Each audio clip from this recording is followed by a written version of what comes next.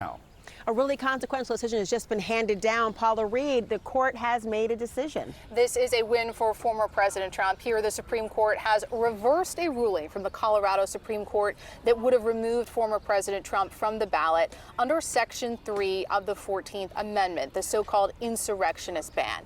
Now, this is very much what we expected based on what we saw about a month ago during oral argument.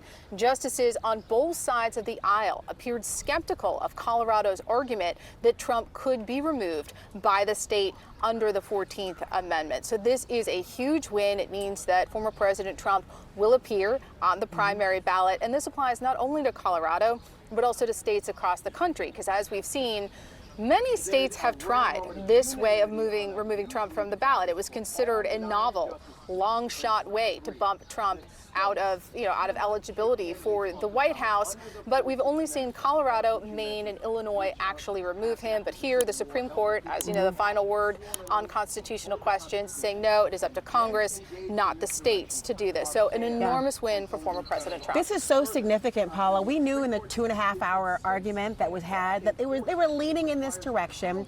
They asked the question, if you remember, the moment in time of, well, why should Colorado be the one to decide for the rest of the nation a matter of such consequence? And there was some pushback on whether a state could actually do this. It seems like they want Congress to actually make the decision because of ambiguity, maybe a little bit of vagueness, but this is very important because CNN is such dog shit. They're basically Fox News now. Guys, come on. It would have been ridiculous to be able to take Trump off the ballot.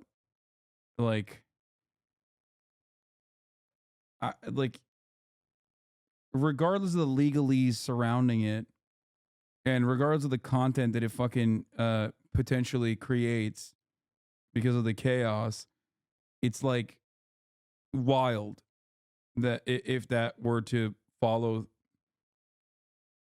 Shut the fuck up, chatters. The objective standard is literally that taking Trump off the ballot is unconstitutional. Yeah, it's just like, it's one of the few good things about America is that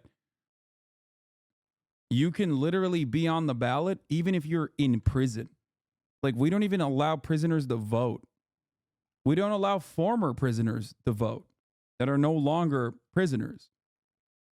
But if you're in prison, you can run for president. And that's a good thing. Okay? No, I'm not even joking when I say this. Like, I think it's a good thing. It's a great thing. I think we should have more of that way of thinking in the United States of America. For example, what I mean by that is allowing prisoners to vote would be good. Allowing felons to vote would be good. Felony vote restoration is a major, major issue in this country. So, we should be moving in the opposite direction. Of course, if this wasn't Trump,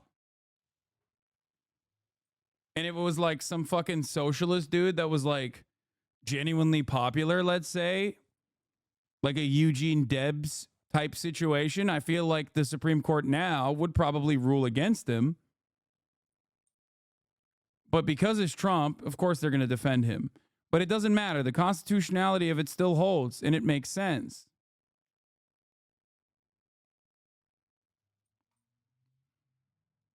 he was already still on the ballot, as you know. But the idea of them saying this is for Congress to look at, not us, means they don't want politics in the Supreme Court right now. That's exactly right. And even though I'm sure they'd love to avoid all of these Trump-related cases, this is the first of at least two big Trump. You hear another audio and the video plays because they're outside and there's people talking behind them. Cases they're taking down. Audio perverts are now doing audio pervertry for CNN's audio. I'm losing my mind, dude. It's like, it's so funny. We've now gotten to the point where you're doing audio pervertry for CNN's coverage, dude. Audio files, stop it. Cease and desist. Immunity is still on the horizon. Exactly. In a month and a half, we'll be back on April 22nd. They're going to hear oral arguments about whether former President Trump has immunity to protect him from the special counsel's federal election subversion case. But let's look at the timing here, right? It was almost a month ago that we were here for oral arguments. This was a case that they were considering on an expedited basis. I don't know about you, but I was a little surprised that it took them a month to unanimously do what we expected them to do. Especially because they took the case up very quickly, right? It wasn't that they were in the case qualification immunity. They said 7 weeks from now we'll hear something. In this case, they said we're going to hear it pretty quickly. They had a pretty easy turnaround. But this is the day before Super Tuesday as well. He's already on the ballot. As you mentioned, other states are wanting to see if they have a leg to stand on here. But Paula, the idea that the Supreme Court was going to make this decision was not so shocking. But they took that case up in the first instance for some was surprising. It was surprising because so many people thought this was such a novel legal theory that you weren't really going to successfully be able to remove Trump based on this obscure provision of the 14th Amendment that was enacted after the Civil War. But then we saw in the state of Colorado, even the courts within that state were split on whether this applied to presidents. But once you got that Supreme Court, a Colorado ruling that removed him, it really seemed inevitable that the Supreme Court would have to take this up, because even in states that had tried this and they didn't remove him, they left the door open. And without the Supreme Court clarifying this question, we would likely see litigation and arguably a lot of chaos and confusion throughout the presidential contest. So this also, of course, applies to the general election. And for anyone that's confused, former President Trump will appear on primary ballots, and assuming he is the nominee, as we expect him to be, on the general election ballot. Very much expected, but an enormous win for the former president. It really is. And remember, to go back, it was a trial court in Colorado who made a finding surrounding insurrection without having an actual jury trial. He has not been charged with insurrection, not been convicted of insurrection in a criminal proceeding. The Colorado Supreme Court was the one that said, yes, actually he should be removed from the actual ballot. Now, Paula, though, this is going to suggest that because there's been no finding, there's been no ruling or conviction, this might stand across the nation. Yeah, that's what we expect, that this will be the final word. Because again, when you saw even within the state of Colorado, the courts didn't agree, but the highest court did remove him. We also saw in Maine, they removed him, and Illinois as well. But one of the many arguments that Trump's lawyers made when they were here at the Supreme Court is that they insist that he didn't engage in an insurrection. And as you remember, the justices kind of stayed away from mentioning the former president's name, but also this larger question of insurrection. Instead, it appears that they focused more on whose role is it to determine who gets removed from a ballot. And here, not surprisingly, they determined that it is Congress, not the states, that can remove potential candidates from the ballot. Jim, a really consequential moment today. The Supreme Court finding that he should still be on the ballot, will still be on the ballot, has not been disqualified. And again, they found the exit ramp that many thought they were looking for. It was apparent. Yeah, absolutely, Laura and Paula, and they're doing this on the eve of Super Tuesday, which makes sense, and I guess gives us some sense that the Supreme Court is looking at the political calendar, not just the legal calendar. All right, Laura and Paula, thank you. Let me go. Joan Biskupik is on set with us, as well as Dana Bash and Ellie Honig. Joan, your sense of this? Well, first of all, it's 9-0 to reverse the Colorado Supreme Court. So. There's a fundamental dichotomy between Trump and Debs, which was that Debs was literally convicted of a crime while Trump was not convicted of being an insurrectionist. No. What I'm simply stating is, even when you are convicted of a crime, you can still run, and that's a good thing. I'm saying that even in the most extreme scenario where you are convicted of a crime and you're serving a prison sentence, you can still run for president. And I think that's a good thing. I like that.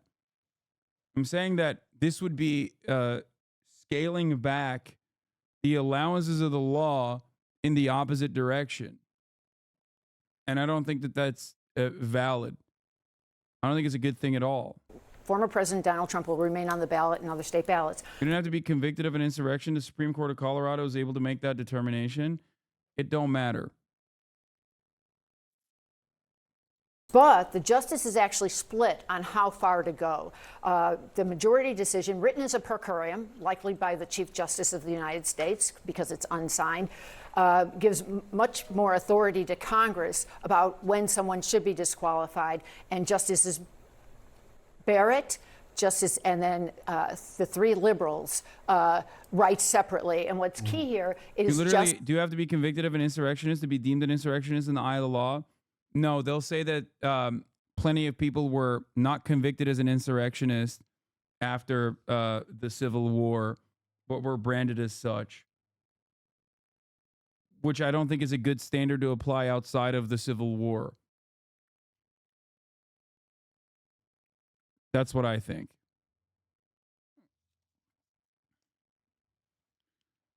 Like, I don't care about the precedent. that you think that you think exists in this circumstance. I do, however, believe that if it wasn't Trump, I don't think that it would have. If it was like someone who is genuinely presenting an issue, if someone was genuinely like presenting an issue to the pre-existing hierarchies, like if it was like a Bernie Sanders, but like even more popular, and he was like being investigated for seditious conspiracies, then I do think that they would have made sure that Bernie couldn't be on the ballot. Obviously, this is a pure hypothetical, and no such thing exists. But overall, as it stands, this was a good decision, in my opinion. I don't think that that is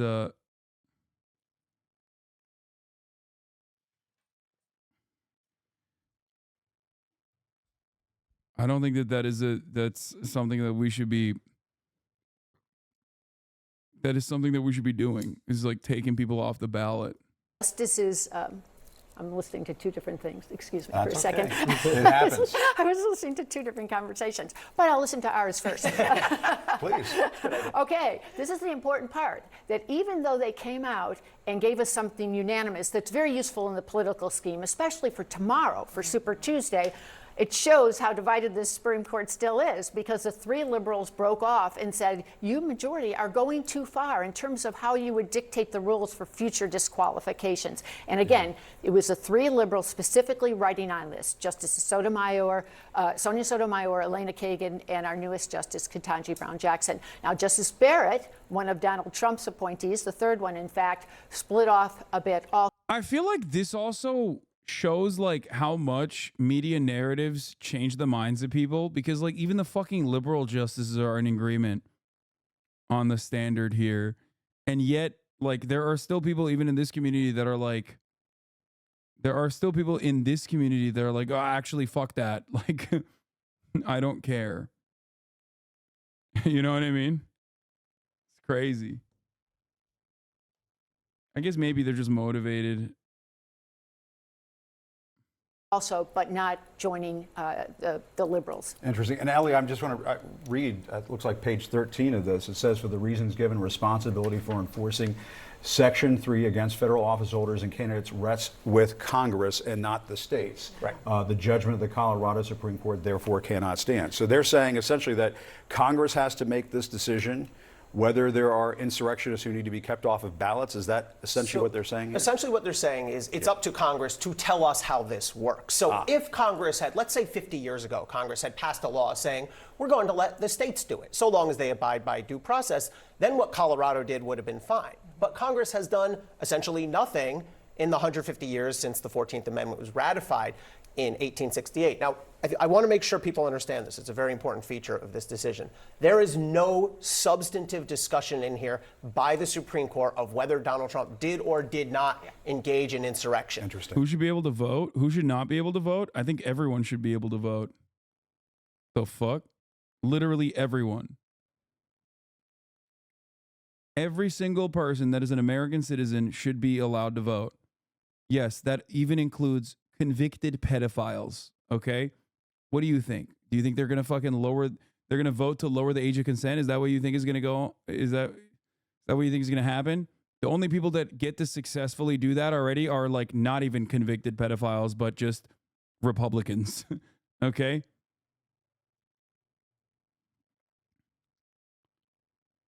Kids? No. Come on, guys. No, as long as you're above the age of 18, okay? Jesus Christ. Even lower it. Fuck it. 16. Voting age, nothing else. Don't get any fucking weird ideas.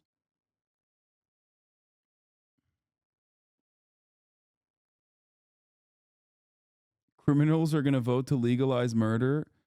Yeah, that's what they're going to do. Yeah. The unconvicted pedophiles are the ones who get to make those decisions anyway, you know?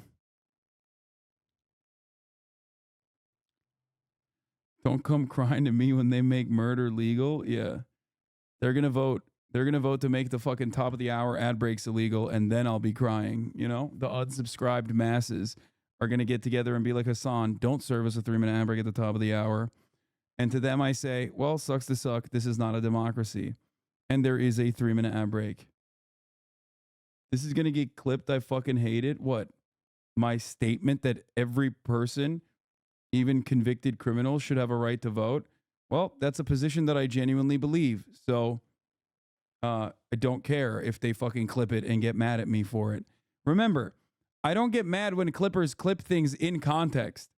If it's an unpopular position, but I genuinely believe it, I will stand by it stubbornly, and I will fight it tooth and nail, like the America Deserved 9/11 moment that was bastardized by clippers, but it was still in line with my opinions, okay? They massaged it to make it seem like it's that I said that it was good that civilians died or some shit. I don't believe that, obviously.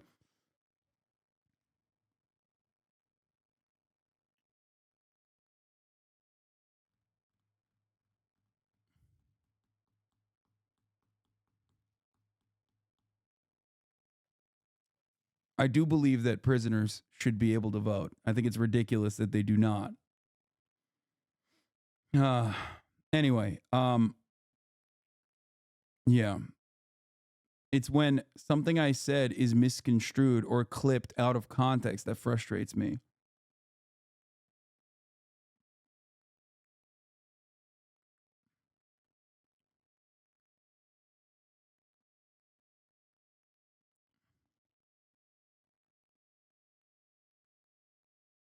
There is no conversation about what the meaning of his words at the rally were, or what happened inside the Capitol, or any of Donald Trump's actions. That's not what the Supreme Court has done here. That's not what the Supreme Court typically does. This is a procedural, legalistic decision. And essentially, if I had to boil it down to one sentence, it would be, it's up to Congress, not the individual They didn't states. want a big messy situation where all the states go here and there and that sort of thing. The word I circled in this decision is, quote, patchwork. They said, we don't want a patchwork where one state's doing one thing and another state's doing another. But you know Donald Trump better than most, covered him for many years, as a reporter, covering him as a politician and as a figure who takes things and will turn them the way that he wants America and the world to see them. Yeah. I will be shocked if Donald Trump doesn't, as soon as he can, get out there and argue not only that the Supreme Court is behind him,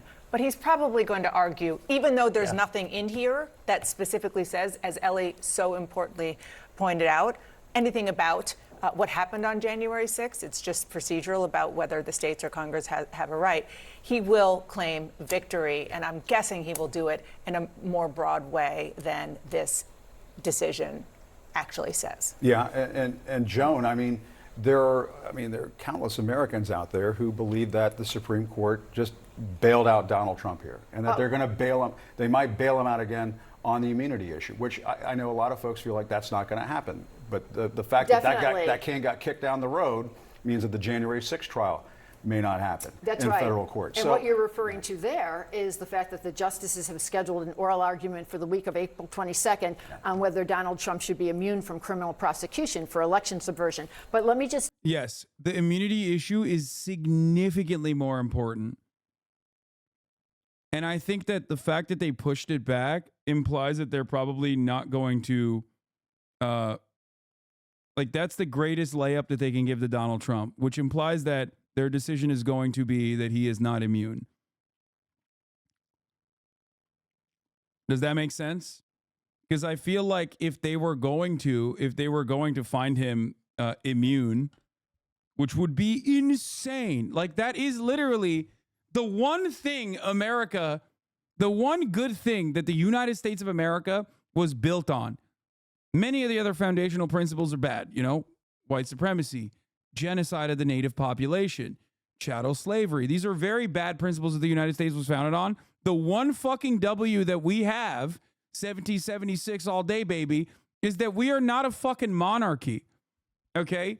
So giving the president king-like powers over the fucking law is insane. It is just like, I don't think you can find one goddamn American that would agree with that position unless they're like fucking totally just lost in the sauce.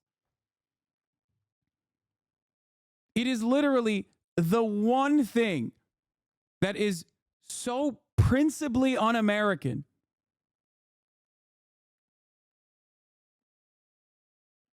Law tip. Apparently, the PDF metadata on the decision lists the liberals writing a dissent in part. Roberts probably pressured them to concur to a 9-0 to maintain institutional legitimacy or what's left of it. A little bit of palace intrigue for you. Oh, shit.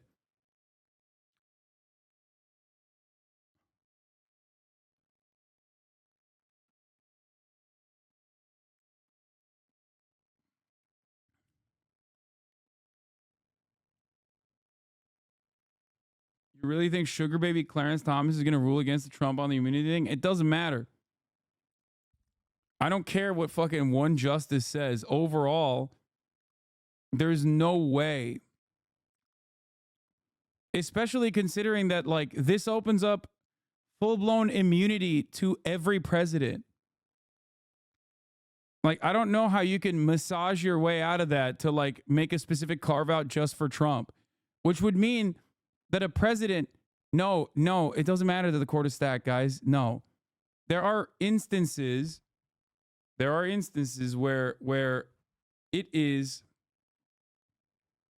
like the impact of a decision like that would be far more damning. Like I said, Biden could just like go and assassinate Trump then. Okay, sick. Tell you what concerned the three liberals about this ruling and how far the majority went. And just reading it now, their concern was that the majority went further than they needed for this particular case and essentially is over-favoring Donald Trump. Ultimately, under the guise of providing a more, quote, complete explanation for the judgment, the majority resolves many unsettled questions about Section 3, that's Section 3 of the 14th Amendment, the anti-insurrectionist ban. It forecloses judicial enforcement of that provision, such as might occur when a party is prosecuted by an insurrectionist and raises defense on that score. I mean, the language hints of what's happening with Donald Trump right now. So I think that's their concern, is that the fuller majority has gone further. Now, this is a concurrence. So Donald Trump has enough riz to stay on the ballot? Gyat? Yep. Donald Trump has the gyat to stay on the ballot. Here is our big, beautiful boy, our glorious former President Trump, reacting to the Supreme Court decision, okay, in front of many flags. Let me tell you, many flags, the biggest and boldest and most beautiful flags you've ever seen. It's got the gold outline, which means this is Admiralty Court. Well, thank you very much. Maritime Admiralty Court for my sovereign citizens. I am a sovereign citizen myself. I want to start by thanking the Supreme Court for its unanimous decision today. It was a very important decision. We're very well crafted, and I think it will go a long way toward bringing our country together, which our country needs. And they worked long, they worked hard, and frankly, they worked very quickly on something that will be spoken about 100 years from now and 200 years from now. Extremely important. Essentially, you cannot take somebody out of a race because an opponent would like to have it that way. And it has nothing to do with the fact that it's the leading candidate, whether it was the leading candidate or a candidate that was well down on the totem pole. You cannot take somebody out of a race.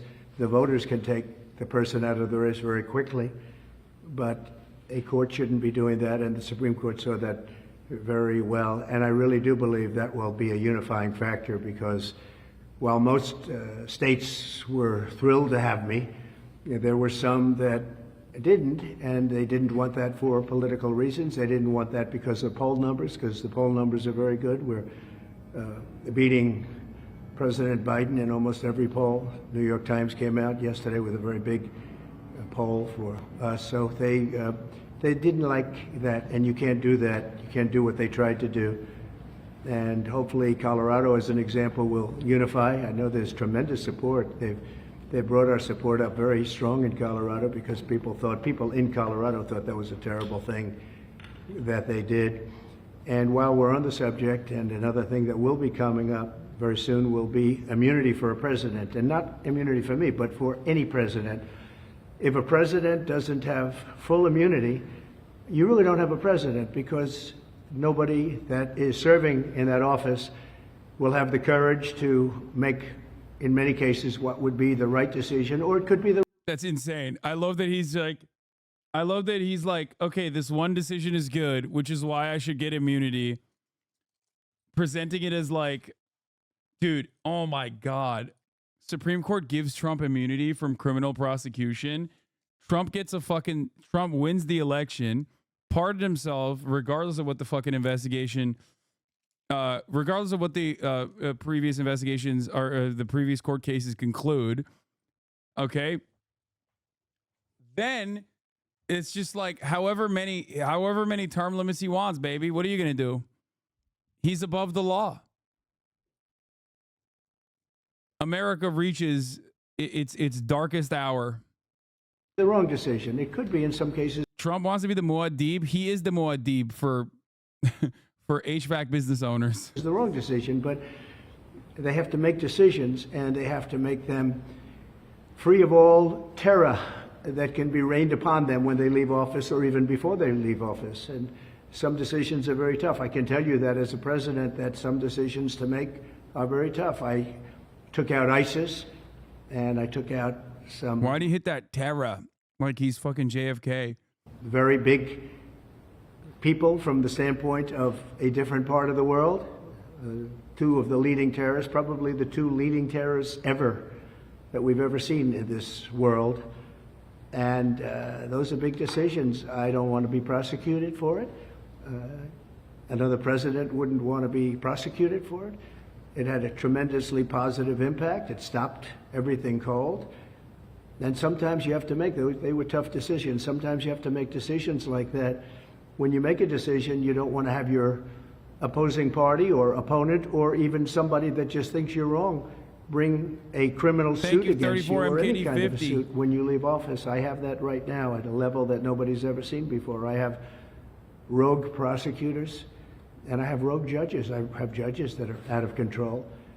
And it's a very unfair thing for me, but serving perhaps as a sample to others of what should not be happening. When you make good decisions, and in my case, the economy was great. We didn't go into any wars. We totally defeated ISIS. We provided the largest tax cuts in history. We provided the largest regulation cuts in history. But think of it, no wars. We beat ISIS 100% of the caliphate. And there were no wars. We did a job that was great, but maybe I wouldn't have done that. The caliphate, defeating them, was very powerful. It was going to take 4 years. It took me 4 months. But it was a very strong dictum that I gave. I said, get them, defeat them, end it. We were fighting for 20 years against ISIS, and we did it very quickly. I don't want to be prosecuted. In that case, it worked out very well. There will be some things that perhaps don't work out so well, but I don't want to be prosecuted because I decided to do something that is very much for the good of the country and actually for the good of the world. A president shouldn't have that on his mind, and he has to have a free and clear mind when he makes very big decisions. Or it's going to be nothing more than a ceremonial post. You'll be president, it'll be a wonderful thing, and you won't do anything because you don't want to be hit by your opponent or hit by somebody else, because who wants to leave office and go through what I've gone through? I'm being prosecuted by Biden, my opponent, because every one of these things, whether it's Fannie Willis or Bragg, these are local and state, but they're in total coordination with the White House. You can't do that. It shouldn't be done. I mean, a thing like that. In the case of the DA's office, they put one of the top people, maybe the second person, in the Manhattan DA's office to get Trump. They had a Hillary Clinton lawyer leave the law firm, very prestigious big law firm, leave the law firm to go into the DA's office to get Trump, Pomerantz, Mr. Pomerantz. So he goes in to become a prosecutor. This should have been a fucking 1 minute video. And I was wondering why it was a 12-minute video. And then I realized that it's just he's just rambling on about we're halfway through the yapathon. Prosecutor worked for the Democrat Party and Hillary Clinton, goes in to prosecute Donald Trump at a local level in total coordination with the Department of Justice, meaning Biden. And then you have the Fannie. No, he is a YouTuber at heart, dude. He's a YouTuber at heart, baby. Let me tell you. He's trying to hit that 10 minutes so he can get the ad rev. He's trying to sneak in a mid-roll. Willis, or as she would say, Fani, F-A-N-I, but Fani. 34 kitty 50 and with another she 50 big hired ones. somebody, knew the person long before this horrible prosecution took place, and she went out and she paid him an unbelievable amount of money, more money than he ever had dreamt possible, much more money than other people that do that for a living. He never did it at all, had no experience in it at all. And they had obviously a conflict. We don't have to go into that, but they were able to get a lot of money because it was a high-profile person. Me, I'm a very high-profile person. So they were able to pay him close to $1 million when he was not equipped to do the job, and she's not equipped to do the job, and that case should end immediately. That case is so conflicted, nobody's ever seen anything like it. And then you have deranged Jack Smith, who's a Trump hater and represents all the Trump haters. And he's going wild. He's just a wild man. He's been overturned unanimously by the Supreme Court. Went after other people over the years. He's had great failure. But he's mean, he's nasty, he's unfair. And the judges on these cases, they're all Trump haters. Other than we have maybe one or two that I think can be fair. But you look at New York, what's happened. I mean, these people have tremendous hatred. You can't do this to a president. And again, I'm not talking about me, I'm talking about in the future. A president has to be free. A president has to be, if the president does a good job, I did. Some people would say a great job. But if the president does a good job, a president should be free and clear and frankly celebrated for having done a good job. Not indicted. President should be celebrated. It is now going to be illegal not to celebrate me in my second term. Once I assume the role of president once again, if you're not celebrating me, you're going to jail.